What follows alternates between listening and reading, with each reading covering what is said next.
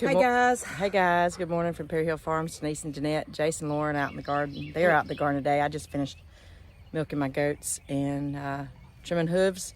So I come over to see how they were doing, and they had just finished up hoeing the peas.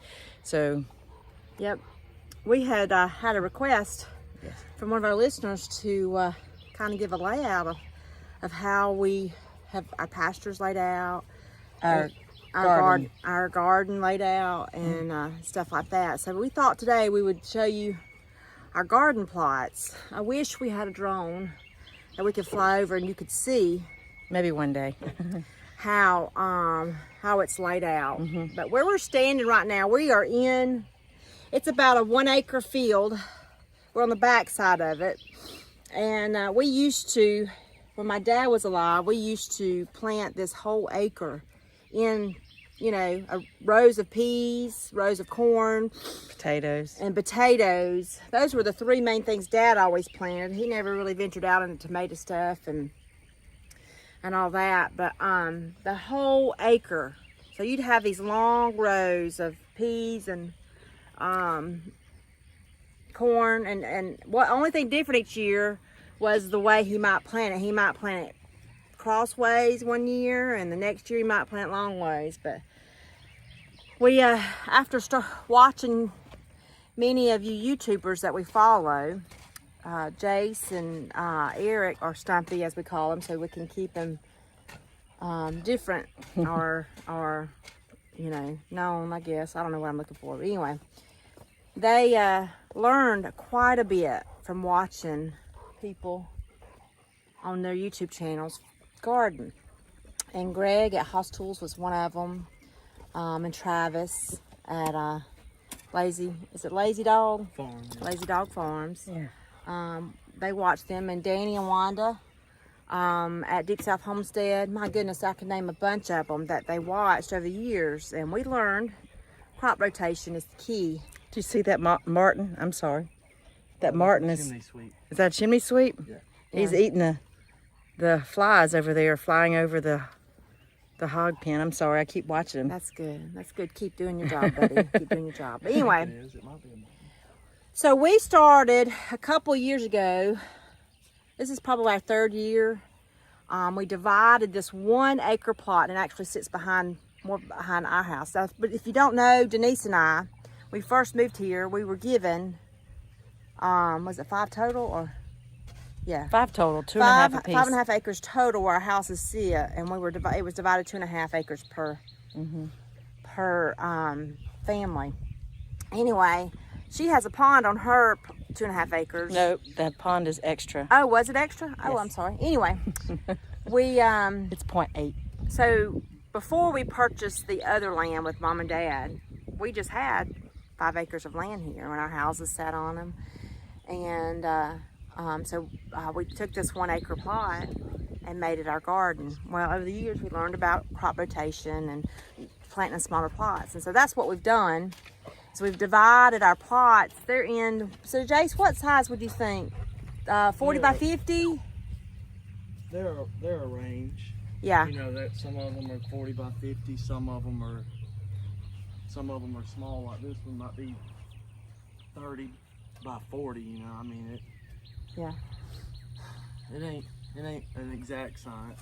Yeah. I'd like to get in here and rope it off and maybe get it where we could keep them all the same size and get a couple tarps. Well, what determined our size?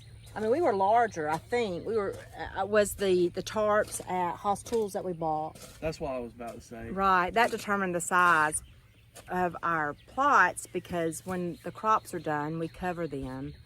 And to cover the plots. the plot, right, after we've harvested all the crops. And that helps with killing the seed bank. And so we've learned a great deal. We have been very successful at minimizing, I won't say completely eliminating, but minimizing pests in our garden. So, but to show you, Right, we're gonna walk up to the front, and we'll walk our way back. we have it divided up in 4 plots. Now we've kind of No, 6. well, this one, well, actually there's 1, 2, 3, 4. Actually, there was 5. Well, we lost some with the There's hog pen. 1, 2, 3, 4, 5. Yeah, 6 plots. we divided them into 6 plots is what we originally numbered them in. Now we might have had more than one thing, like the onions were planted in the same plot with these peas that we've just recently harvested back here. But we're gonna go to the front and we'll walk back and we'll show you our layout on 1 acre of land. 1 acre of land where we have laid off, and we'll talk about what's planted there now and kind of what might go there afterwards. So let's go to the front, sister. So at the front of our garden, we have some of our fruit trees and our blackberry vines, bushes growing here all the way down. And that's not really included in the 1 acre. That's not really included, that's just kind of on the edge of the acre. On the edge. So our They are here because of the way that we see it, as far as, you know, we have the south that way, the north is that way, East is behind me. east is behind, and the west is that way. So anyway, so we're at the opening, and I'm gonna say we have a middle row.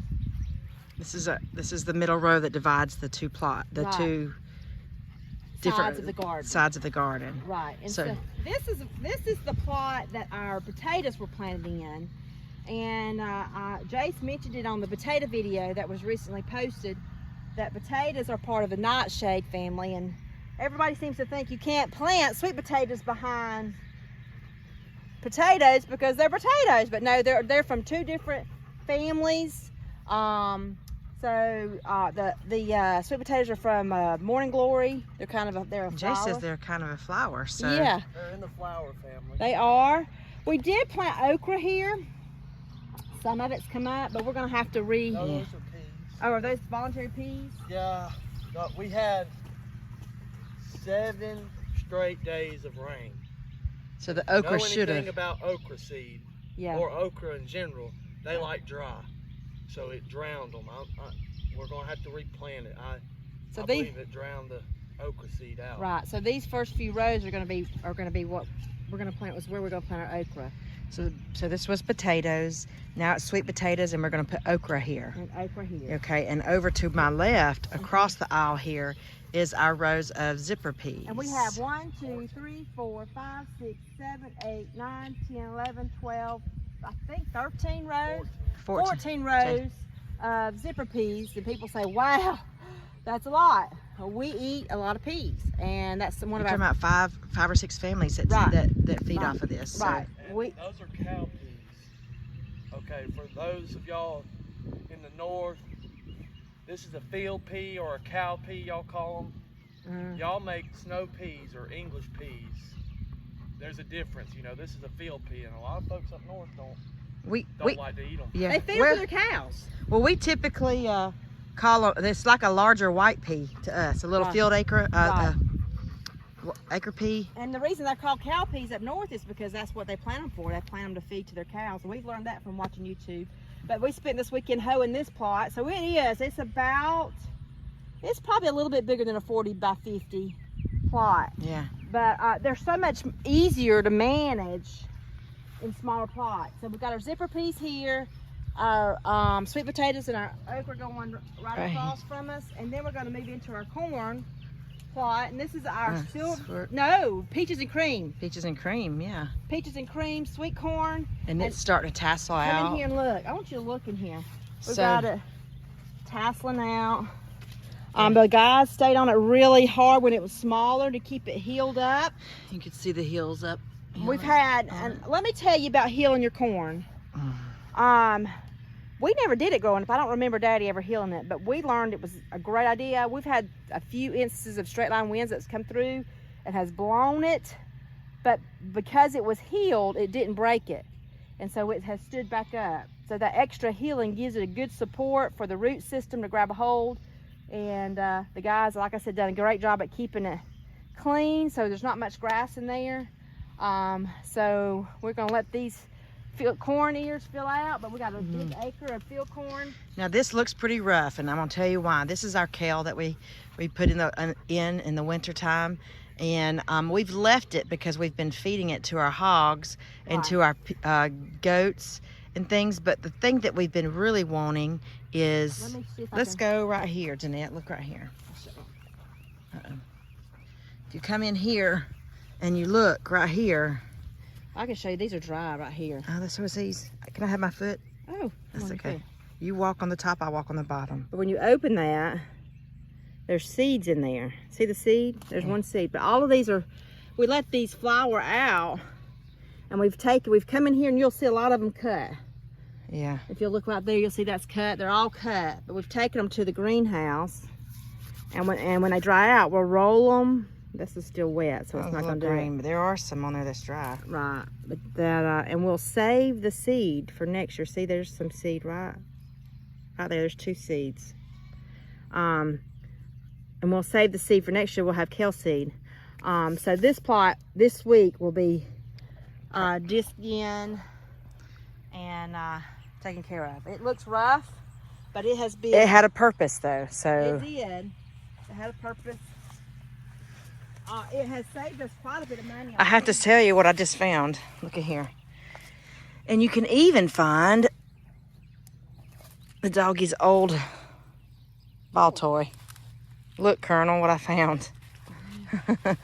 Colonel, look, he don't have no peace of mind about it right now, does he? Colonel. Say it's too nasty. Nope. Say I still like it. Say it smells funny, but I'll still take it.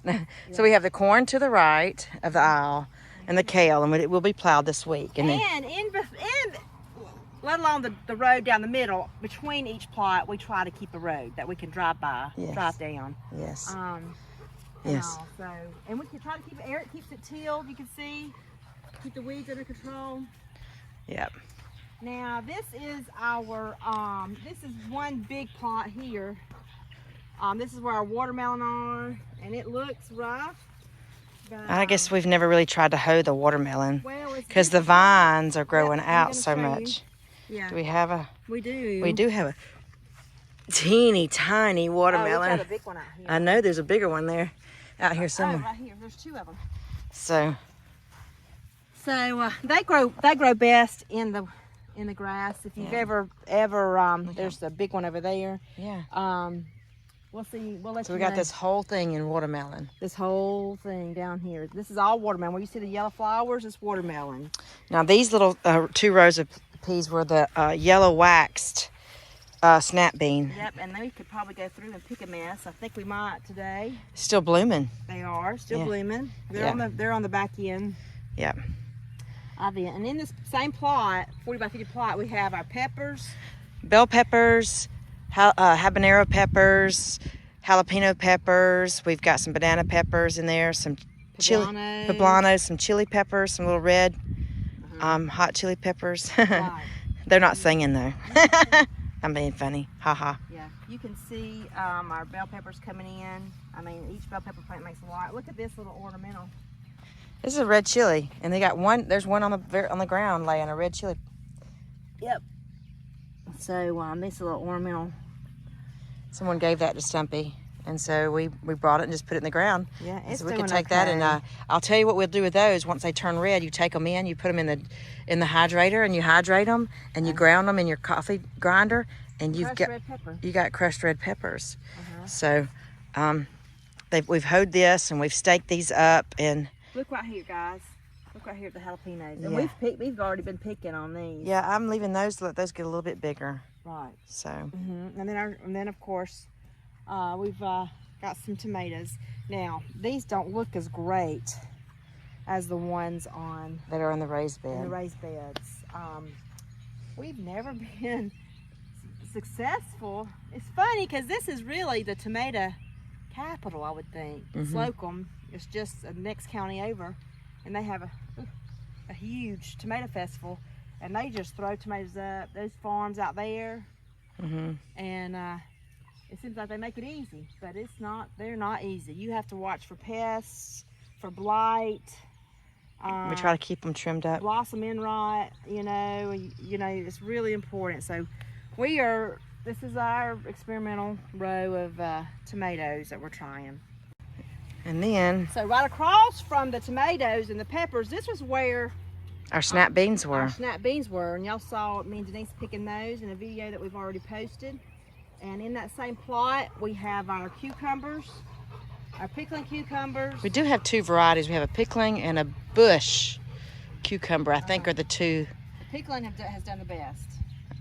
I can never tell them apart, but they've done good. Our squash and zucchini are doing good. Now you'll see squash on there, but we're trying to let them get bigger because we've learned from old Alabama gardener, we love fried squash and how he did it. And so we are canning some of our squash, and so the bigger you get them, you can get the seed out and you have more meat. And so we're letting them get a little bit bigger. We picked them late yesterday afternoon, but we have yellow squash, crookneck, and then we have our zucchini mixed in there. So there's our squash, and then right across from that, where we started off before, was this is our these are our red ripper peas, and they're a dark pea soup. We've never planted these before. They're beautiful. They're doing great. Jace had to come out just a couple days ago, and we don't normally like doing this, but here in the South, if you don't do it, the bugs will eat your pea. It's really, really hard to just use organic stuff to treat the bugs. Well, there's certain things that right are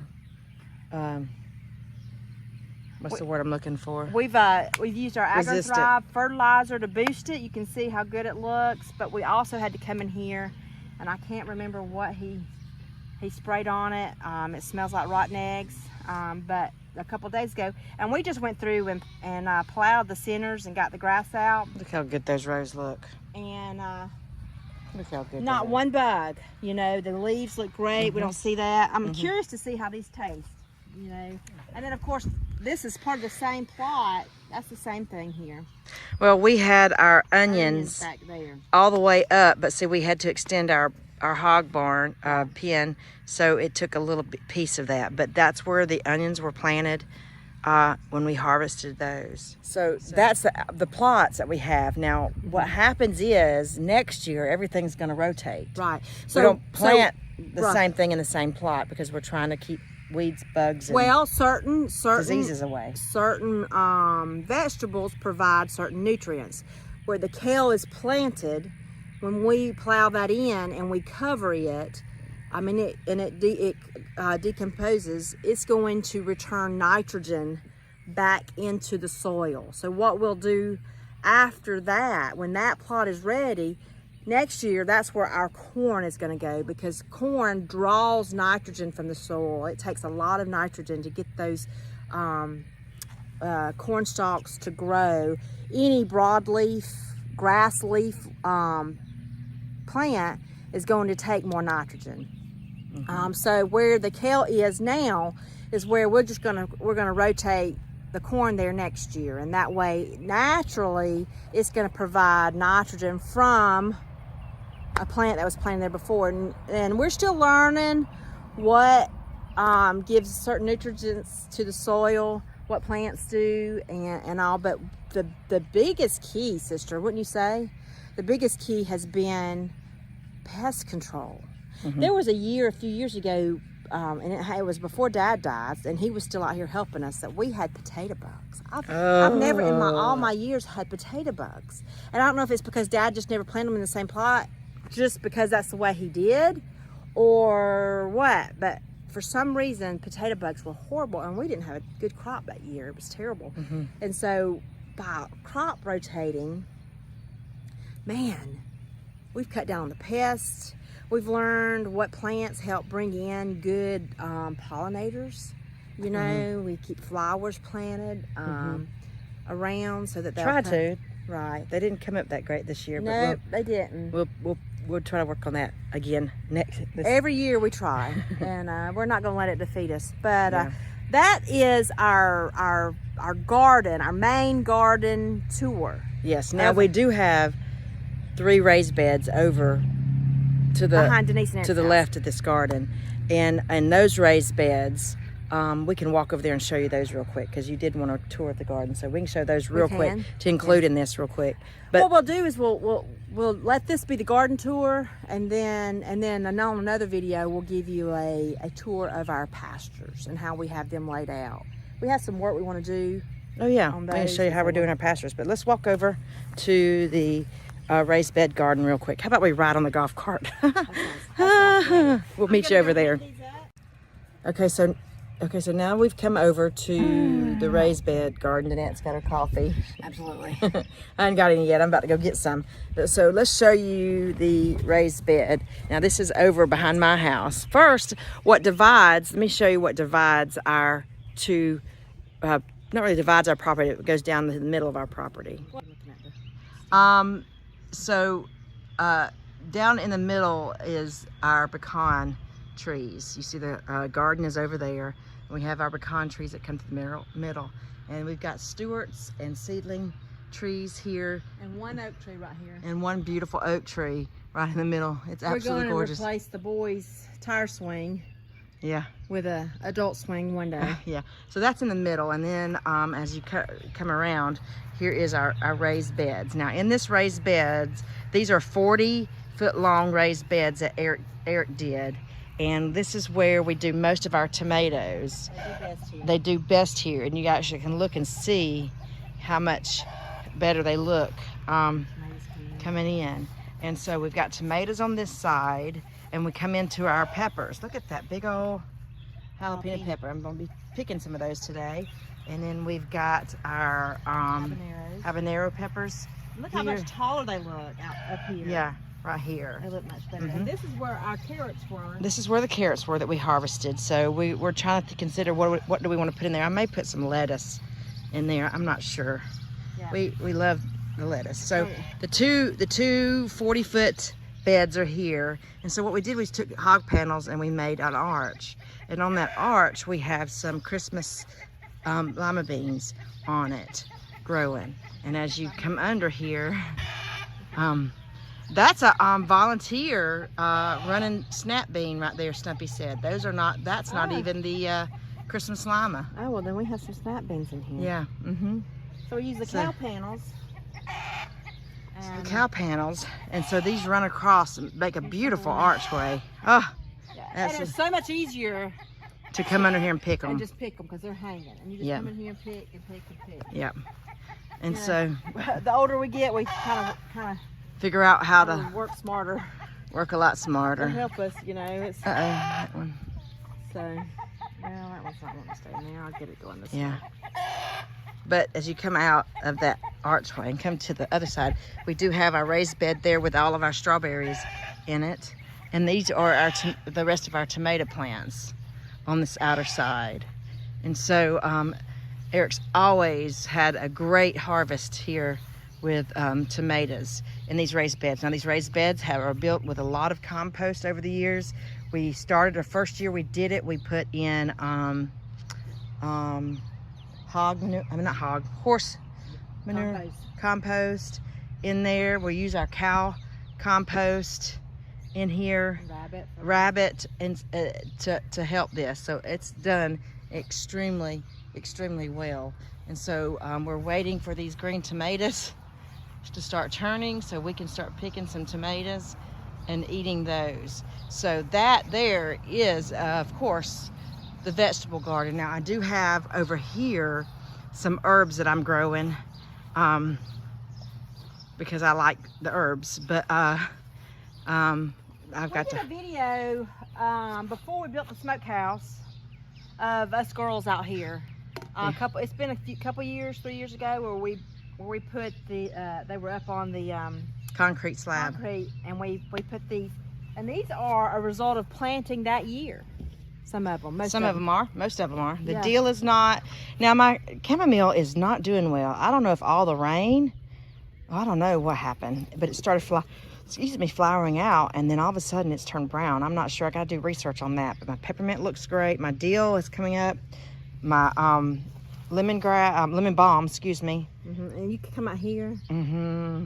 And oh man, that's just therapy Uh-huh. right there. That's Oregano oregano, here. sage, Yeah. rosemary. You can put sage in anywhere and it's gonna take off. Yeah, it's a good ground cover. So These are 4 o'clocks, voluntary 4 o'clock flowers that come up. every year they come back. Eric Yeah. planted those several years ago, and that's about the only flower that we get keeps coming back. I did plant some sunflowers that are coming up and going, and of course under my birdhouse there's all kind of seeds that fall. So all of that, Corn. We're gonna have some corn there. I have some corn in there, Yeah, got So- some lavender, some thyme, some thyme, some onion chives. and then bee balm.